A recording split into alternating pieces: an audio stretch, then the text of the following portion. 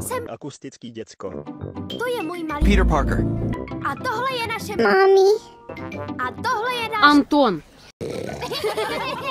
prasátko Pepa. Je večer a Pepa s Tomíkem už spí. Choď spať, ty kokot. Babička s dědou přijeli Plastata hulit. Jo, já je tolik chtěla vidět. Můžu k ním nakouknout? Jistě, babičko, ale musíš být potichu. Máte už přece špinku.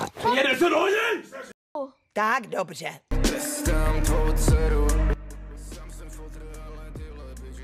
No.